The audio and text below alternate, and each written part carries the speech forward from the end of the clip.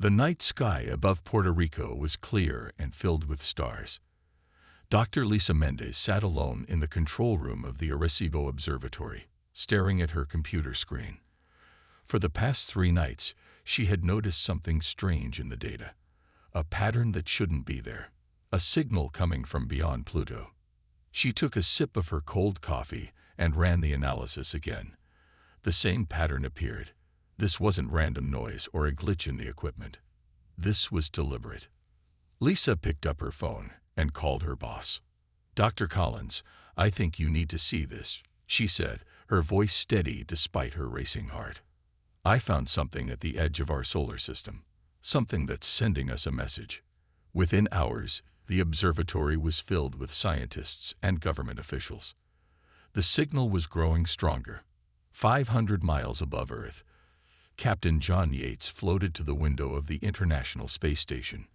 Through his specialized binoculars, he could see it, a dark shape moving against the stars, reflecting the sun's light as it approached Earth. "Houston, this is ISS. I have visual confirmation of an object moving into the solar system. It's big, really big, and it's definitely not one of ours." The world's governments called an emergency meeting. Leaders from every nation gathered to address the situation. The signal from space had been partially decoded. It contained mathematical sequences that could only come from an intelligent source.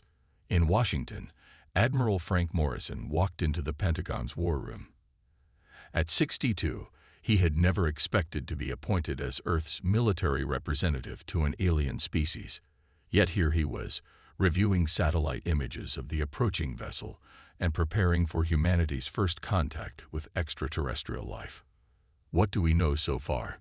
he asked the room full of intelligence officers. A young analyst named Ben Rogers stepped forward.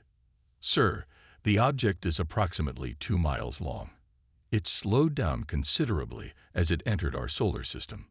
Based on its trajectory, it will reach Earth orbit in approximately 72 hours. Weapons capabilities: unknown, sir. But anything capable of interstellar travel has technology far beyond our own." Admiral Morrison nodded grimly. "And the signal? What have we decoded?" Dr. Lisa Mendez had been flown in from Puerto Rico. She stood up, pushing her glasses back on her nose. "The signal contains basic mathematical formulas, followed by what we believe is an attempt at communication. We've decoded part of it using the mathematical key they provided." She pulled up an image on the main screen. Strange symbols appeared, followed by their decoded English equivalent. "Your resources have been cataloged. Prepare for integration." The room fell silent.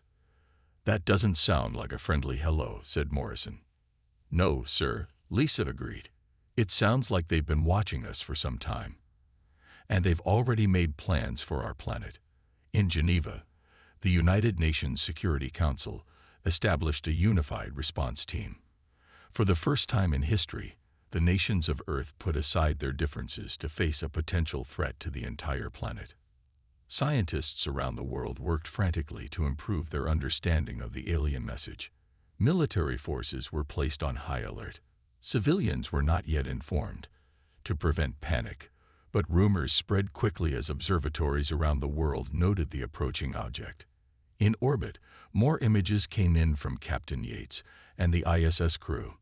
The alien vessel was slowing down, matching Earth's orbit around the Sun. Its surface was dark and metallic, covered in lights that pulsed in rhythmic patterns. A second message was decoded. "Hegemony vessel inevitable expansion requests landing coordinates. Prepare receiving area for diplomatic envoy." Admiral Morrison met with world leaders to determine a response. After hours of debate, they agreed to provide landing coordinates for a neutral site in Geneva. They would meet these visitors, hear what they had to say, and determine if they came as friends or conquerors. As the alien ship moved closer, Dr. Lisa Mendez continued to study the signals. Hidden within the mathematical sequences, she found something disturbing: detailed scans of Earth's mineral deposits, population centers, and military installations. Whoever these visitors were, they had been studying Earth very carefully, and for a very long time. They weren't making first contact. They were making their presence known after years of silent observation, and their talk of integration suggested they already had plans for humanity's future. 3 days after the first message, a smaller ship detached from the main vessel. It descended through Earth's atmosphere, leaving a trail of blue light that was visible across Europe. The ship landed precisely at the coordinates provided in Geneva, on a large field that had been cleared and surrounded by military forces from a dozen nations. Samantha Reeves stood at the front of the Human Welcoming Committee. As Earth's chief diplomat, she had been chosen to speak for humanity. Beside her stood Admiral Morrison, along with scientists, linguists, and representatives from major world powers. They watched as the alien ship settled onto the ground with barely a sound. For several minutes, nothing happened. The ship was smooth and oval-shaped, about the size of a small airplane. It had no visible windows or doors. Then, without warning, a section of the hull simply vanished, revealing an opening. A tall figure emerged and walked down an invisible ramp. The alien was humanoid, but clearly not human. It stood nearly 7 feet tall with pale blue skin that seemed to shimmer. Its eyes were large and completely black. It wore what looked like armor made of an unknown metallic material. "I am Ambassador Xel Theric of the Galactic Hegemony," the alien said in perfect English. "I speak with the authority of the Imperial Council." Samantha stepped forward. "I am Samantha Reeves, representing the nations of Earth. We welcome you to our world." Xel Theric made a gesture that might have been a greeting. "Your welcome is noted, though unnecessary. Earth has been designated for integration into the hegemony. I am here to oversee the transition." A murmur ran through the human delegation. Samantha maintained her composure. "Perhaps we could discuss what this integration entails. Of course, it is a simple process that has been successfully implemented on thousands of worlds." The alien's voice was flat and emotionless.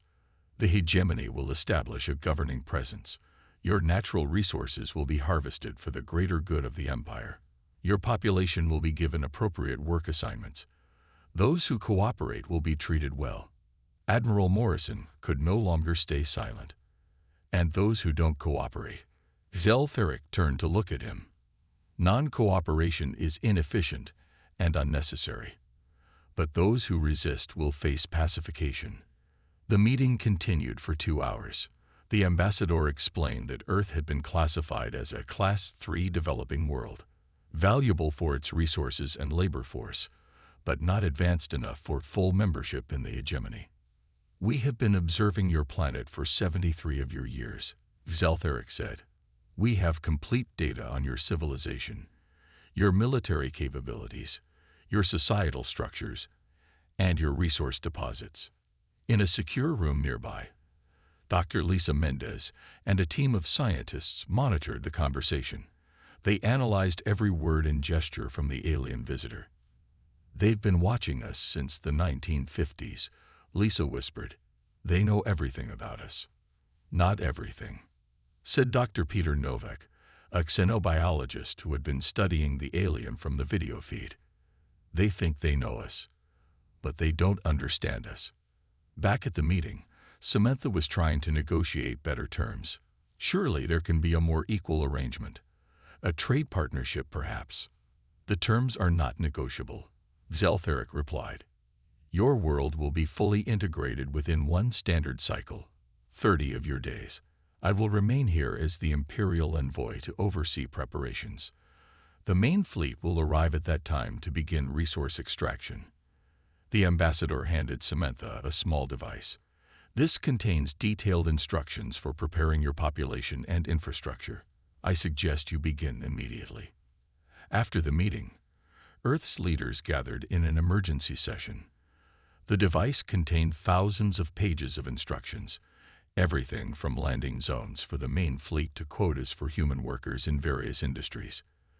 "They're not inviting us to join them," Admiral Morrison said grimly. "They're telling us we're being colonized." Samantha studied the reports. "According to this, they've done this to countless worlds. Some resisted, but none successfully." "So we just surrender?" asked the President of the United States. No, Morrison replied. We make them think we're preparing for integration. But meanwhile, we look for any weakness we can exploit. Humanity has faced impossible odds before. As they debated Earth's response, the alien ship in orbit sent another message. Preparation deadline: 30 days. Resistance is historically unsuccessful and will result in significant population reduction. The countdown had begun. For the next 3 days, leaders from every nation met in secret sessions.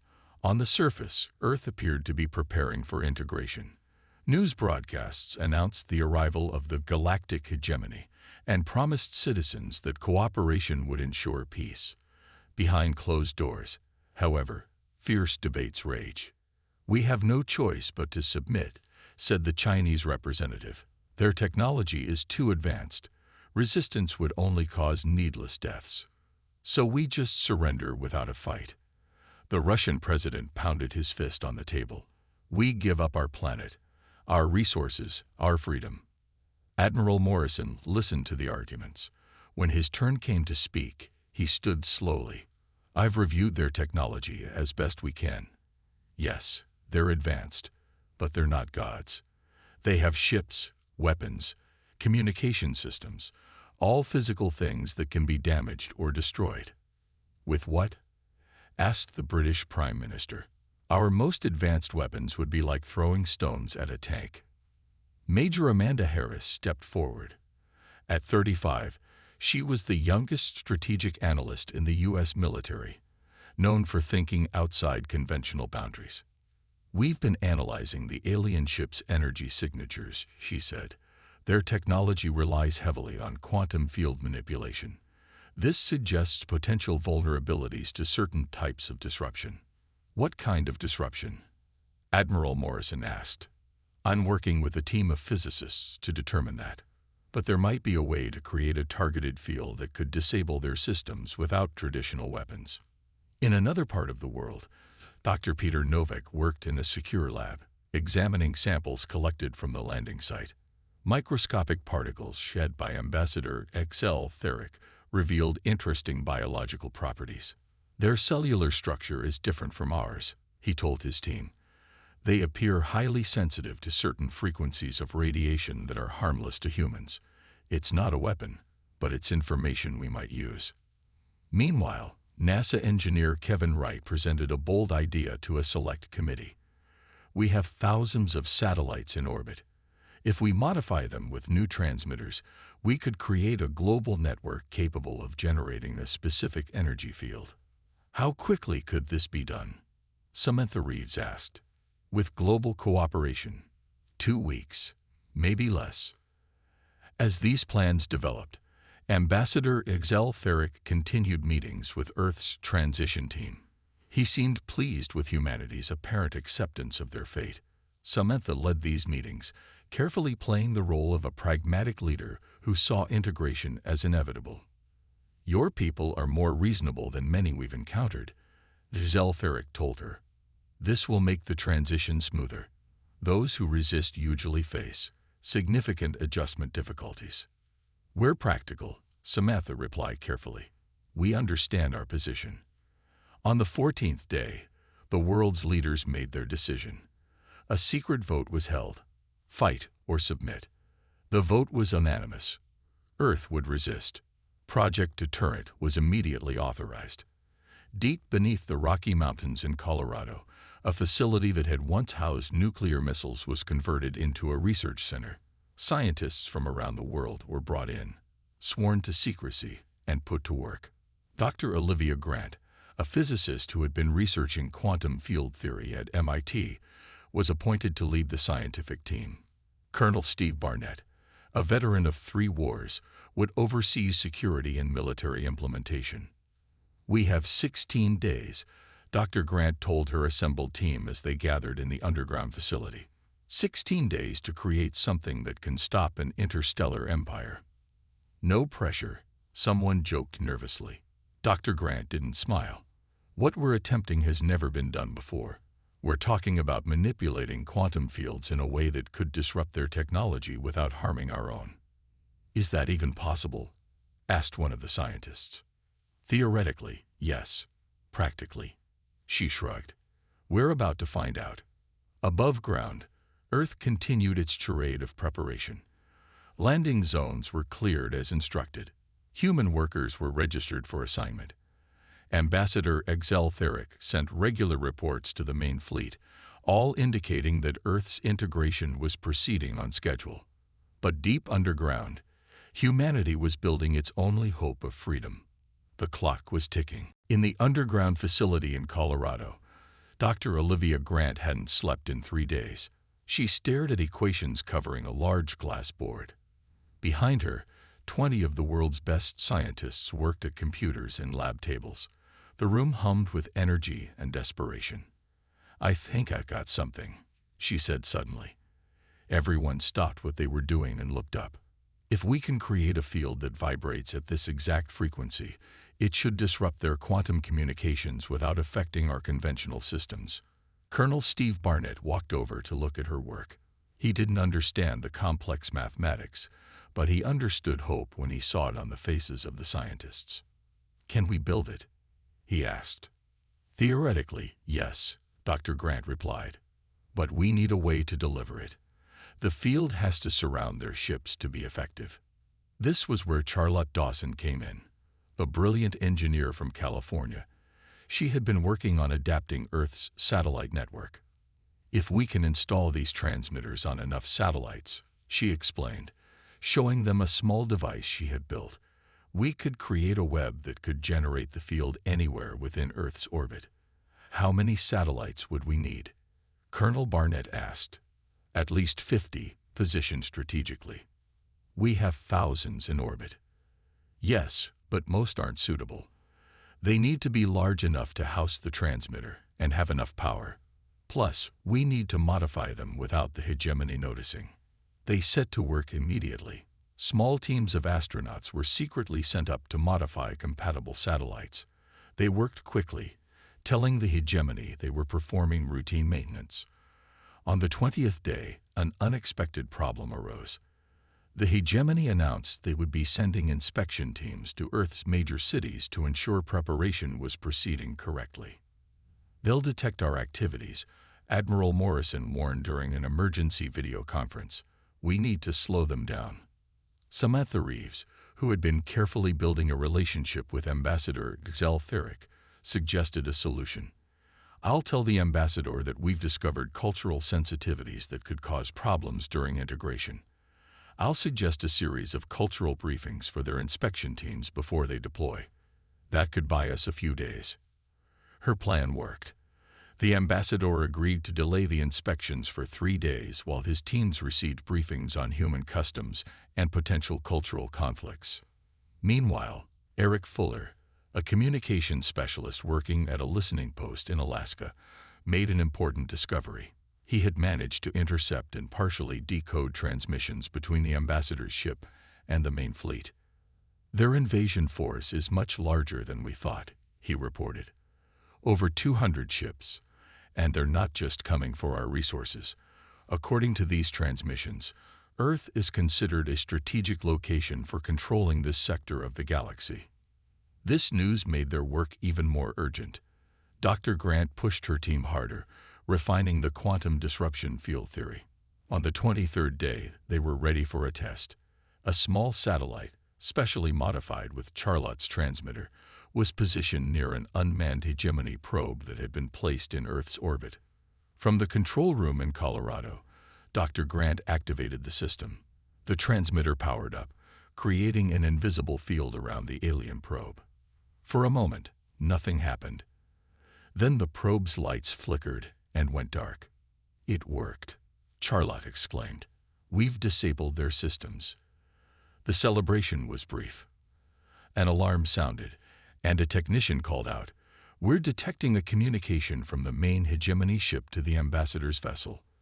They know something happened to their probe." Colonel Barnett made a quick decision.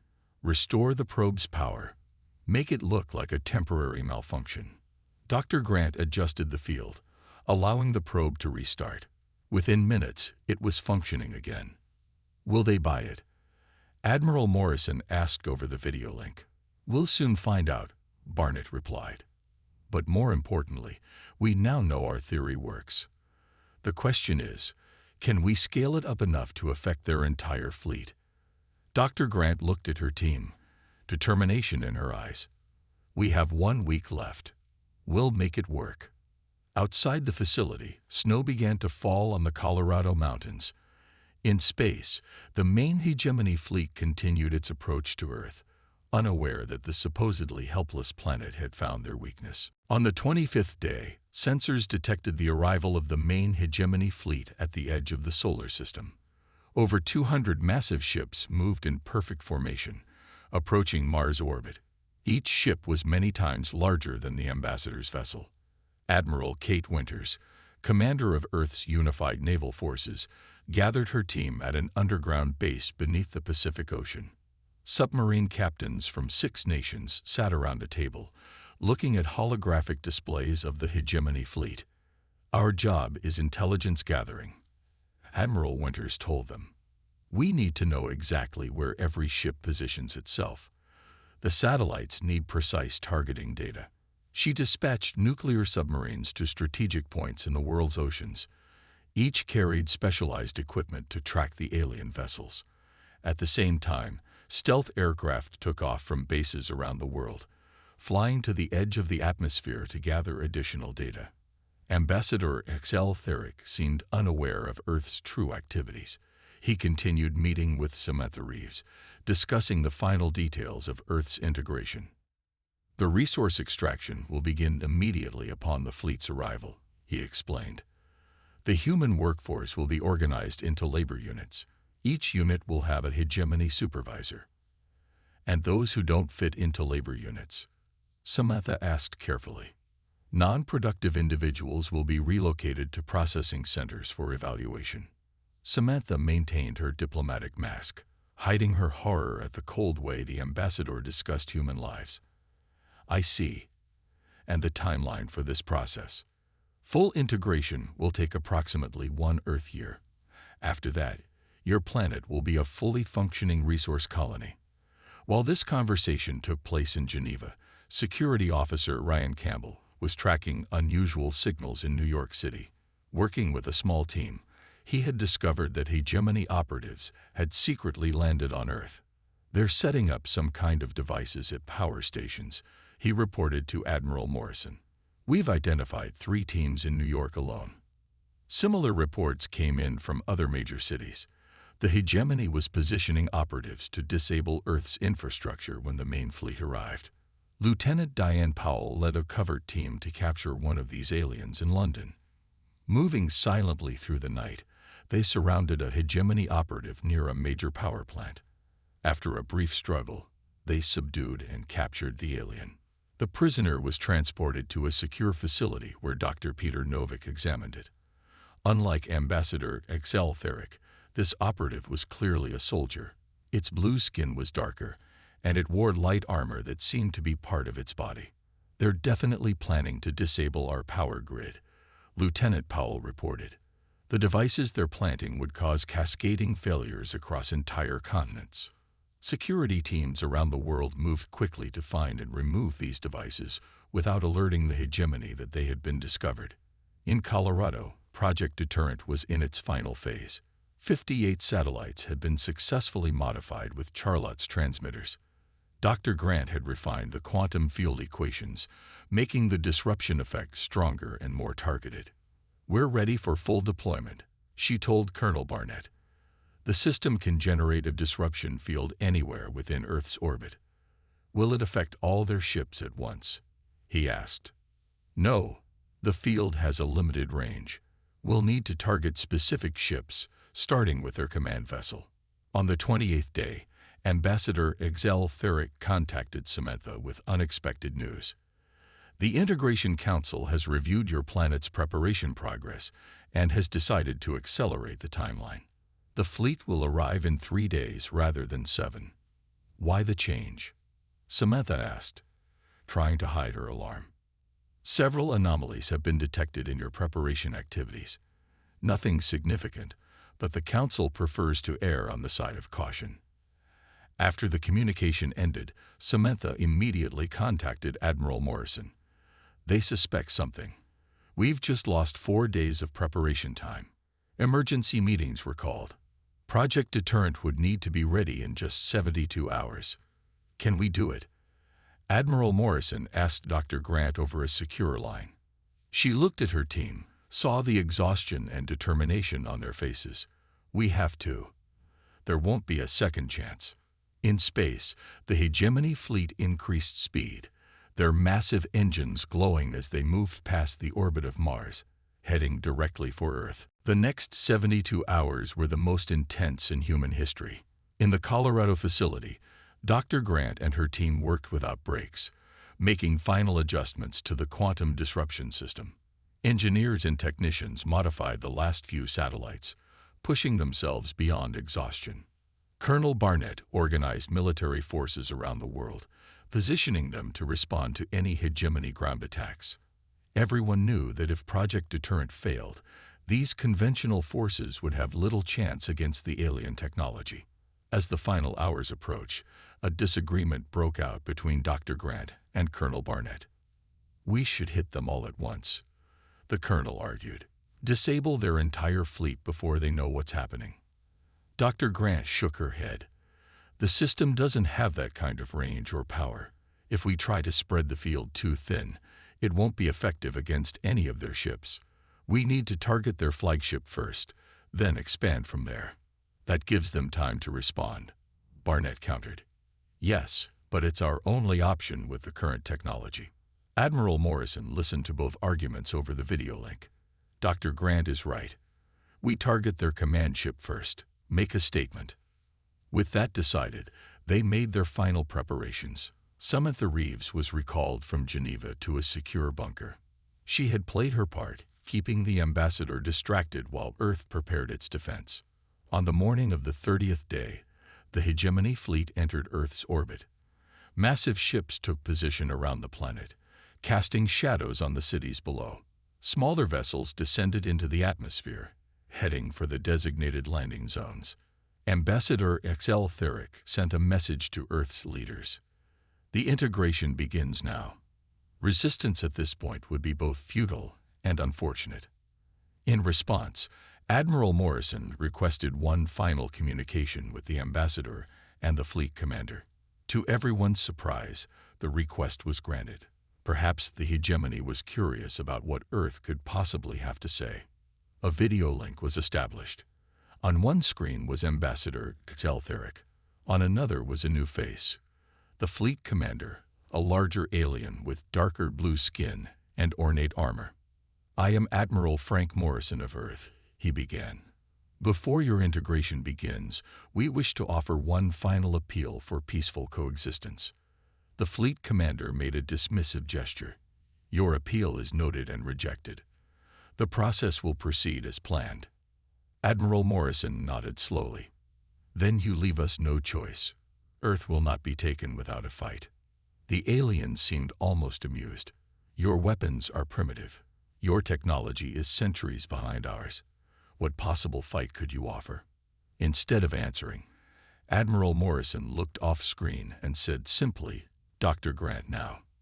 In the Colorado facility, Dr. Grant activated the deterrent system. Across the globe, the modified satellites powered up. They began generating the quantum disruption field, focusing it on the hegemony's flagship, a massive vessel at the center of their fleet. For a moment, nothing seemed to happen. Then, on the video link, they saw the fleet commander's image flicker. Lights behind him dimmed and went out. Warning sounds blared in the background. What is this? The commander demanded. What have you done?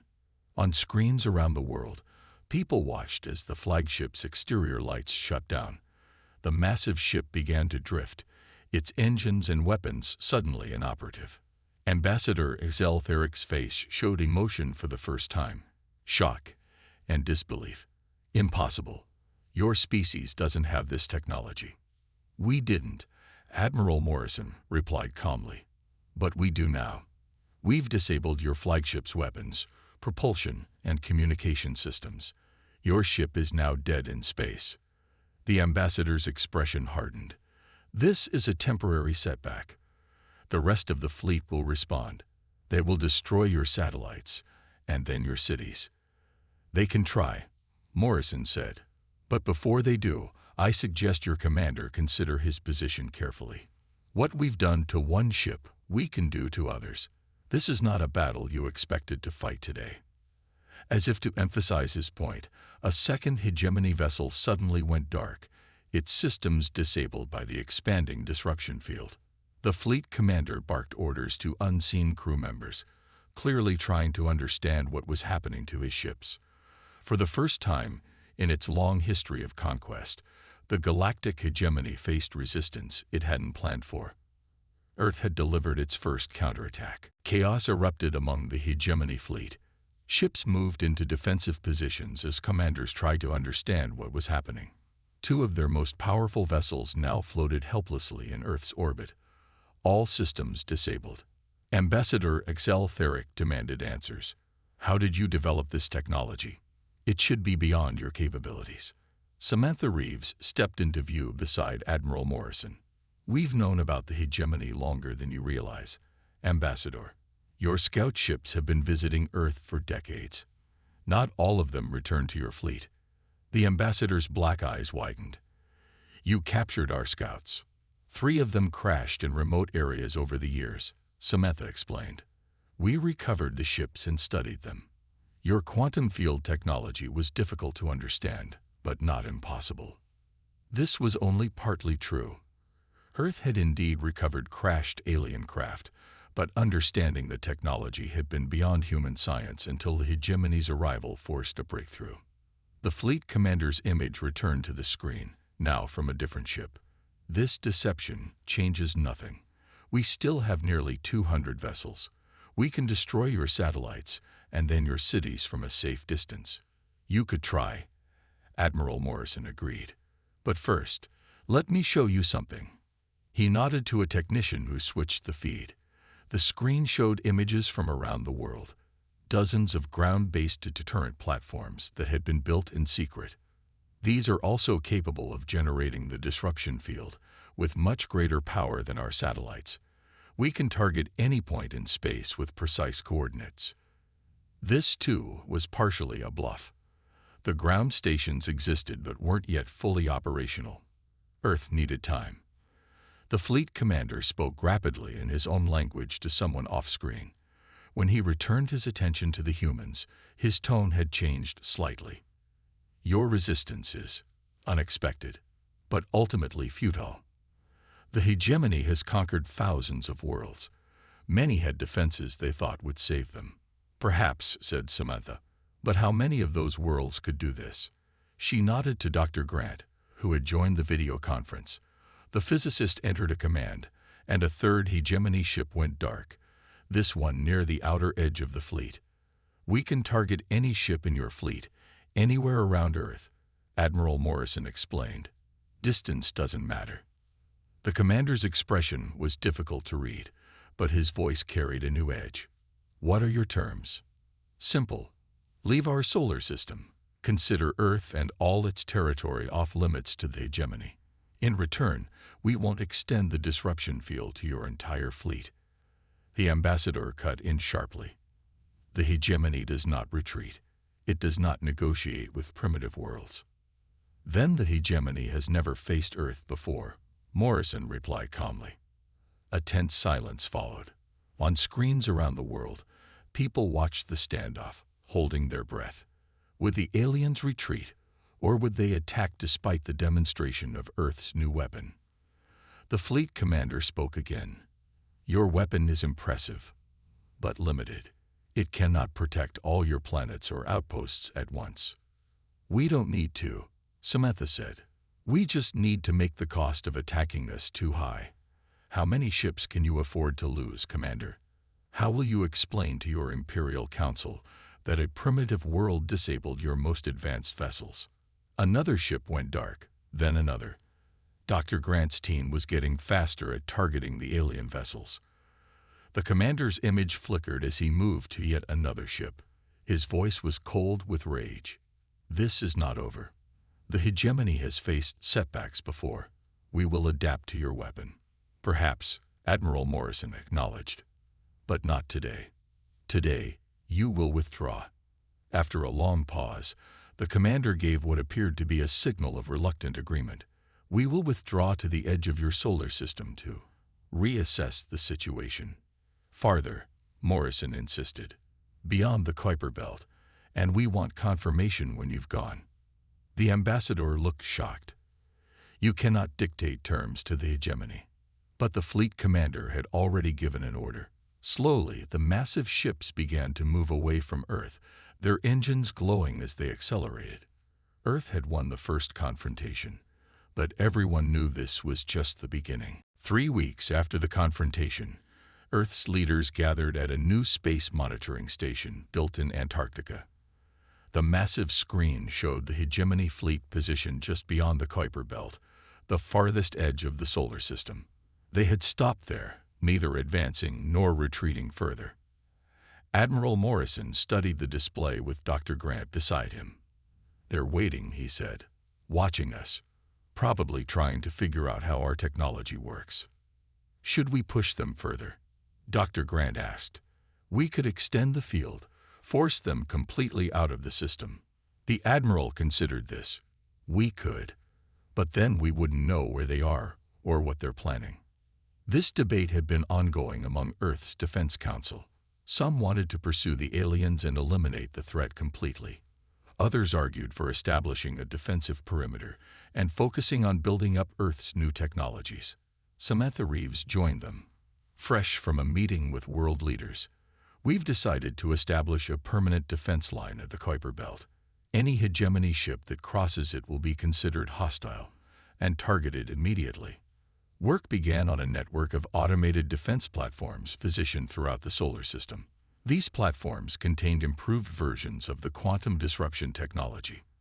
Earth was securing its territory. 2 months after the hegemony's withdrawal, a single small ship approached Earth. It traveled alone, broadcasting a message of peaceful intent. Ambassador Exel Theric requests permission to return under a flag of truce. The message stated, after careful consideration, Earth granted permission. The ship landed at the same location in Geneva where the ambassador had first arrived. This time, however, he was met by armed guards and taken to a secure facility. Samantha Reeves led the meeting, with Admiral Morrison and Dr. Grant present. The ambassador seemed different now, less arrogant, more cautious. The Galactic Hegemony Council has reviewed the situation, he began. Earth has been reclassified as a Class 1 sovereign entity. Meaning what, exactly? Samantha asked. Meaning you are recognized as an independent power with technologies that merit respect. The hegemony wishes to establish diplomatic and trade relations rather than integration. Admiral Morrison smiled slightly, a significant change in position. Circumstances have changed, the ambassador replied simply. Your quantum disruption technology is impressive. The Council is interested in how a supposedly developing world achieved such an advancement. We're full of surprises, Dr. Grant said. Over the following weeks, negotiations continued.